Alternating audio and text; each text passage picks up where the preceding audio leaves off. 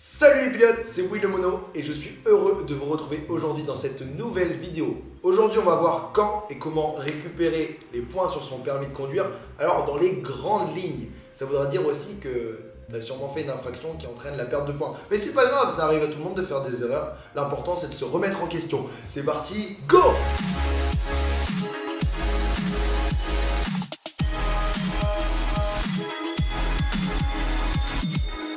Le mouvement crée le changement, alors suis-moi.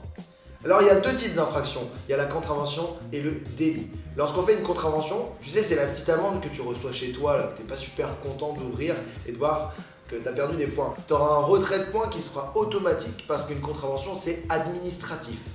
Alors quand est-ce qu'on perd les points? Eh bien dans ce cas-là, il faut attendre le paiement de l'amende. Et même une fois le paiement de l'amende, il y aura toujours un délai administratif qui peut aller d'une semaine à plusieurs mois pour pouvoir avoir vraiment le retrait des points effectif.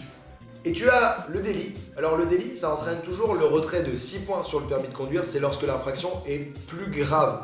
Dans ce cas-là, il faut attendre le jugement du tribunal pour rendre effective la perte de points. Et comme disait l'intello tout à l'heure, eh bien, il y a toujours un délai administratif qui vient se rajouter, qui va d'une semaine à plusieurs mois parfois. Quand est-ce qu'on récupère les points et comment? Donc là, il y a différentes méthodes. La première, c'est quand tu perds un point et que pendant 6 mois, tu ne fais aucune infraction qui entraîne la perte de points. Eh bien, tu le récupères ce point. Alors un point, tu peux le perdre quand tu fais un excès de vitesse en dessous de 20 km/h, quand tu portes pas de gants sur un 2 roues motorisé ou lorsque tu chevauches une ligne blanche. Si maintenant tu perds plus d'un point sur ton permis, eh bien dans ce cas-là, il va falloir laisser passer 3 ans sans faire aucune infraction qui n'entraîne la perte de points.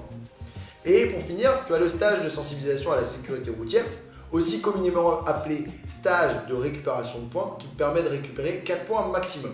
Alors je dis bien un maximum parce que, admettons tu en as 10, tu fais un stage, tu n'en récupéreras que 2 pour faire 12 sur 12, tu ne peux pas épargner 2 points. Et ce stage-là, il dure 2 jours. Pendant 2 jours, ça permet de réfléchir sur son comportement sur la route. Voilà les méthodes. Comment consulter son solde de points? Alors tu as deux techniques. Soit tu vas sur le site Télépoints, je te mets la description sous la vidéo. Là tu vas pouvoir savoir combien tu as de points sur 12. Ou sur 6, ou sur 8, ou sur 10, ça dépend où tu en es dans ton permis. Soit tu demandes un relevé d'informations intégral à la préfecture de ta ville, ce qui va te permettre de savoir vraiment l'historique de ton permis de conduire, en gros le curriculum vitae de ton permis, pour savoir un petit peu où tu en es, quand est-ce que tu dois faire un stage si besoin, quand est-ce que tu vas récupérer les points si besoin. Note importante, si tu es en période probatoire et que tu fais une infraction qui entraîne le retrait de 3 points ou plus, dans ce cas-là, tu es obligé de faire un stage de récupération de points dans les 4 mois. Et attention, le stage de récupération de points, tu dois attendre toujours un délai d'1 an et 1 jour pour pouvoir en refaire un. C'est un stage par an. Et voilà, la vidéo prend fin. Merci d'avoir regardé jusqu'au bout. Si tu as des questions plus précises, parce que en général, c'est au cas par cas, et bien dans ce cas-là, tu peux mettre un commentaire en dessous de la vidéo. Si jamais tu penses que c'est le moment de faire un stage de récupération de points, j'ai mis un mail professionnel où tu vas pouvoir me poser des questions très précises et puis réserver une place dans un stage dans ta ville. Si tu penses que la vidéo elle peut servir à quelqu'un d'autre, tu peux la partager. Et si tu veux me faire plaisir, tu peux mettre un petit pouce en l'air. Merci pour tout, je te dis à bientôt, Kenavo.